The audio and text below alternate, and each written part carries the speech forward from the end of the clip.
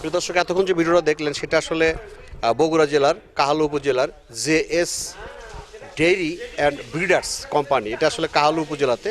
তো আমরা এখন চলেন বিস্তারিত দেখবো আসলে সেই খামারটি তার কথা বলবো। সেই খামারের যদিও মালিককে আমরা পাই নাই, কথা বলবো এখানে যে দায়িত্বে আছেন ম্যানেজার সাথে বা এখানে যে কাজ করে তাদের সাথে। চলুন আমরা এখন বিস্তারিত সেই খামারটি দেখি।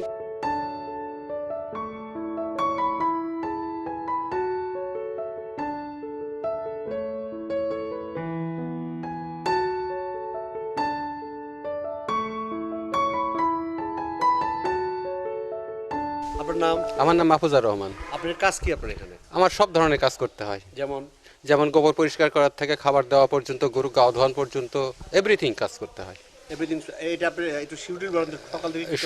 সকালে উঠেই গরুর গোবর পরিষ্কার করা আগে, সেটা আমিও করতে পারি, আরেকজনে করতে পারে। আমি যে করি তা নয়, সবাই আমরা এখানে 4 জন কাজ করি। জি। তারপর গোবর পরিষ্কার করার পরে পানি ফেলে দিয়ে পানিটা সুন্দর করে ওই ফর্ম দিয়ে পরিষ্কার করে নিতে হয়। তারপরে গোবর পরিষ্কার করার পরে পানি দিয়ে ধুয়ে দিতে হয়। ধুয়ে দেওয়ার পরে ফিড এবং ফার্মাটেড কোন দিয়ে আপাতত তখনকার মতো শেষ। তারপরে ঘাস কাটা হয়, সকালে ঘাস দেওয়া, সবুজ ঘাস দেওয়া হয়,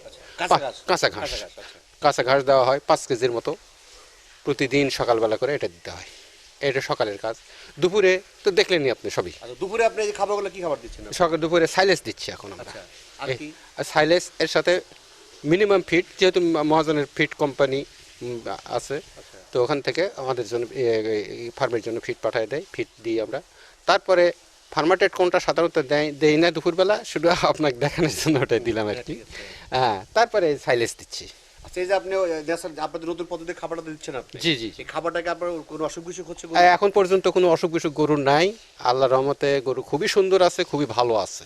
আচ্ছা, আমি শুনছি এই খাবারটা নাকি আসলে গাবিতে বা গাব অবস্থায় দেওয়া যায় না? গাব অবস্থায় এটা দেওয়া যাবে, কিন্তু ফার্মাটেড কোনটা দেওয়াটা ঠিক হবে না আমার মনে হয় আর কি। যেহেতু আমি ডাক্তার নই, দেওয়া ঠিক হবে বলে আমার মনে হয় না,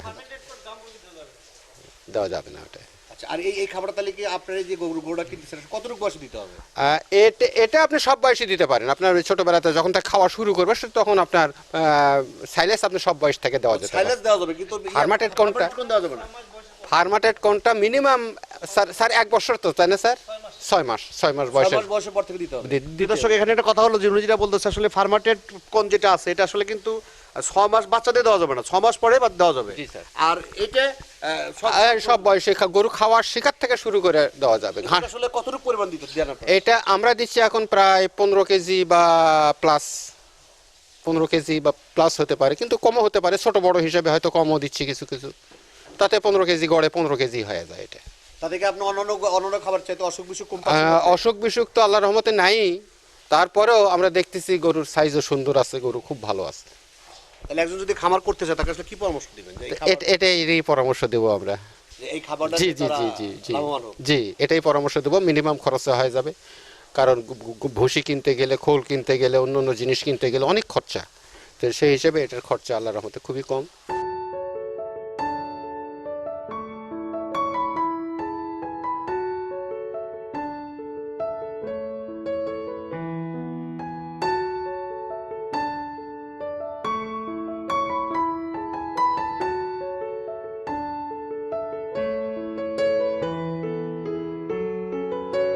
আপনার নাম? আমার নাম রতন কুমার সরকার।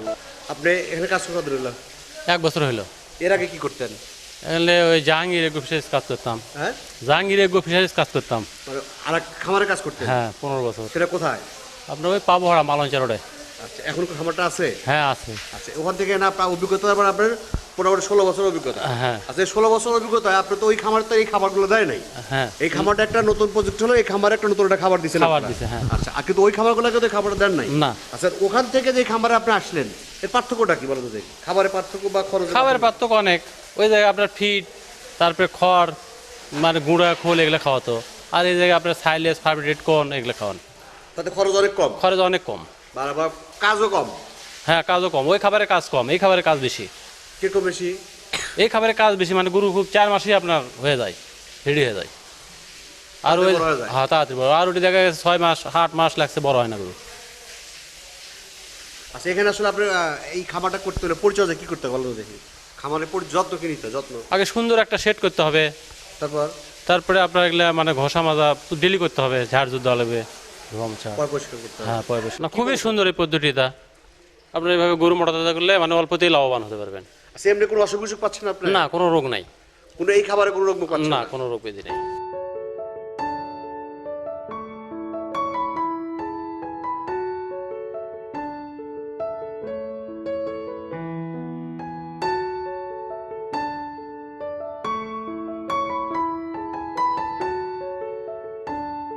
আসসালামু আলাইকুম। ওয়ালাইকুম আসসালাম রহমতুল্লাহ।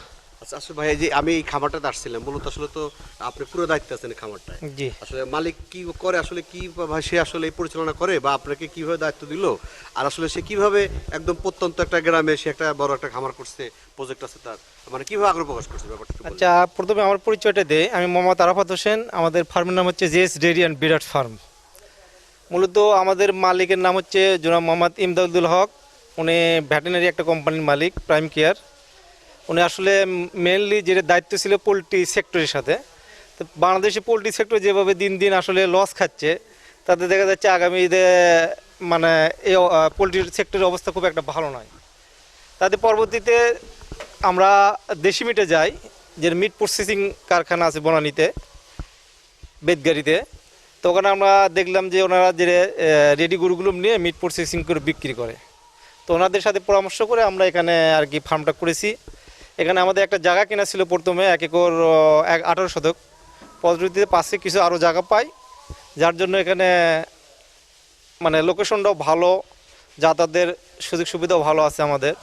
এই জন্য আসলে আর কি এখানে করা। আর আমাদের মালিকের বাড়ি হলো বগুড়াতে, তার জন্য তার একটা আশা যে আমরা বগুড়াতে কিছু করব। এইভাবে সে উদ্বুদ্ধ হয়েছে আর কি বগুড়াতে একটা ফার্ম করার জন্য। আমাদের টার্গেট আসলে এখানে 150 থেকে 200 গরু আমরা মোটা তাজা করব। পরবর্তীতে আমরা যেটা হলো মিল্কিংকেও আমরা যাব পরবর্তীতে। তো এখানে আমরা যে পদ্ধতিতে গরু মোটা তাজা করতেছি, এটা হলো সবচেয়ে লেটেস্ট আধুনিক মডেল পদ্ধতিতে। আমরা গরুকে কোনো মানে ভুসি খুদ এলাম খাওয়াই না, আমরা মেন সাইলেস আর ঘাস। আর আমরা একটা খাদ্য তৈরি করি, সেটা ফার্মেন্টেড কর্ন। সেটা হচ্ছে আমাদের মোলাসেস, ভুট্টো ভাঙ্গা, খড়, ইউরিয়া, পানি দিয়ে একটা খাদ্য তৈরি করে আমরা হাউজের মধ্যে একটা সাইলো ফিটের মধ্যে আমরা 21 দিন রাখি। তারপরে সেই খাবারটা 21 দিন পর বের করে প্রতি 100 কেজি দই ওজনের জন্য আমরা 100 গ্রাম করে 1 কেজি করে আমরা ফার্মেন্টেড কর্ন দিই। এই খাবারটা দিলে কি হয়, সবচেয়ে ভালো হলো গরুটা হলো মোটা তাজাকরণ ভালো হবে, কিন্তু ফ্যাট কম হবে, গরুর মাংস বাড়বে। আমরা ওজন করে দেখেছি যে অনেক গরুতে দেখা যায় যে পার ডে 1 কেজি করে আমাদের মাংস বাড়ে। তাতে যে মোটামুটি আমরা এই পর্যন্ত প্রায় 36টা গরু বিক্রি করছি। তাদের প্রতি গরুতে সর্বনিম্ন না হলেও আমাদের দেখা যাচ্ছে 10 থেকে 20,000 পর্যন্ত আমরা লাভ করছি। কোনো কোনো গরু দেখছি 28,000ও লাভ হয়েছে আমাদের।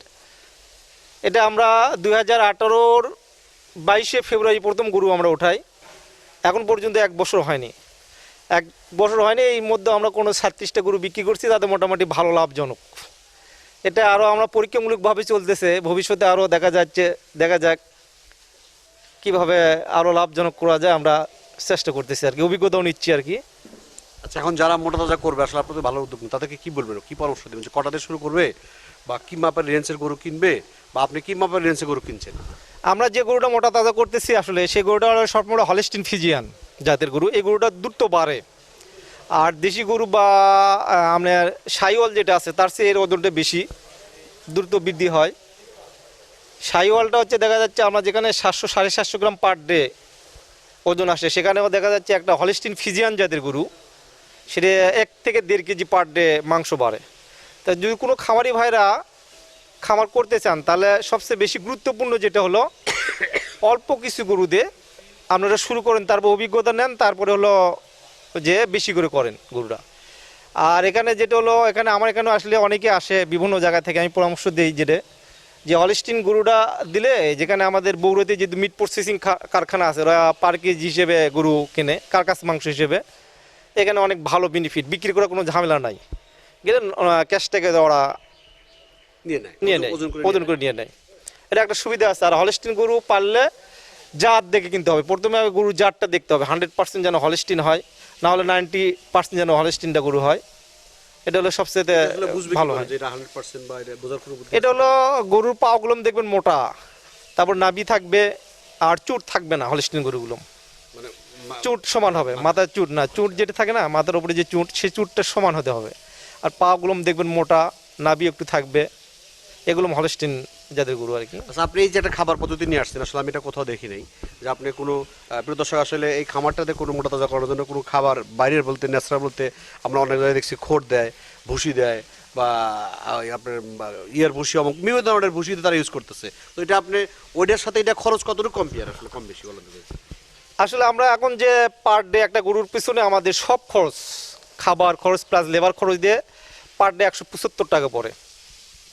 আর আমি একটা গরু থেকে যদি 1 কেজি মাংস পাই, তাহলে দেখা যাচ্ছে 450 টাকাও যদি আমি ধরি, তাহলে আমার থাকতেছে এখানে দেখেন প্রায় 225 টাকা।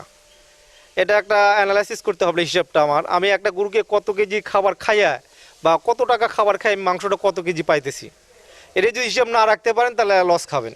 এটা তো একটা বিশাল থিম, আমার ভাই যে থিমটা দিচ্ছে আসলে বিশাল আর বড় একটা থিম। জানেন, ওনার হিসাব হলো যে আমার পার ডে একটা গরুতে কত কেজি মাংস বাড়ে, ওনাদের হিসাবে পার ডে 1 কেজি মাংস বের হইতেছে। আর পার ডে লেবার খরচ, আবেদন আনাকশন খরচ দিয়ে তাকে খরচ হইতেছে 175 টাকা। তার মানে 400 টাকা, 450 কেজি মাংস, তার মানে লাভ অবশ্যই হচ্ছে। এটা এটা মেন থিম আমাদের। আর আমরা 15 দিন পর পর গরু ওজন করি, কোন গরুটা কম বাড়তেছে সেটা আমরা দেখব, কেন কম বাড়তেছে, তার কোনো রোগ বালাই আছে কি না, বা কেন কম বাড়তেছে সেটা আমরা পরীক্ষা করে তারপরে খাবার প্রয়োজনে বাড়াই দেবো আমরা। আর কম বাড়লে সেখান থেকে তো আমাদের বেনিফিট আসবে না, সেই জিনিসগুলো লক্ষ্য রাখতে হবে। এই যে খাবারটা, এই গাছগুলো আপনি যেগুলো তৈরি করতেছেন খাবারটা, এটা আসলে কতদিন খাওয়ানো যাবে একটা না? একটা না, সারা জীবন খেতে পারে। আমি যদি না, এক্সপায়ার ডেট বলতে কিছু না। আমরা যদি কোনো ঘাস খাওয়াবো না গরুকে, কোনো খড় খাওয়াবো না, শুধু সাইলেজকে আমরা গরু করতে পারবো। একটা 300 থেকে 400 কেজি বডি ওয়েটের গরুকে পার ডে 20 কেজি আমরা সাইলেজ দিই। পেট কট হলো প্রতি 100 কেজি বডি ওয়েটের জন্য 1 কেজি, 400 কেজি হলে তার 4 কেজি দিতে হবে। আর ফার্মেন্টেড খাওয়ানোর একটু সাবধানতা আছে। প্রথমে ফার্মেন্টেড কট খাওয়াতে গেলে আপনার অল্প অল্প করে দিয়ে শুরু করতে হবে। হয়তো প্রথমে দেখা যাচ্ছে আপনার হাফ কেজি দিলেন, তারপর আস্তে আস্তে বাড়াতে হবে। কারণ এই খাবারটা যখন খাবে গরু, হয়তো অনেকে দেখা যে নরম পায়খানা করবে, তাতে কোনো বিচলিত হওয়ার কিছু নয়। এটা আস্তে আস্তে অ্যাডজাস্ট হলেই আপনার গরুর কাছে সবচেয়ে প্রিয় খাবার এই খাবারটা। আর যতই দেন গরু খাবে, এত প্রিয় খাবার গরুটার। আপনি একটু মোবাইল নাম্বারটা বলেন।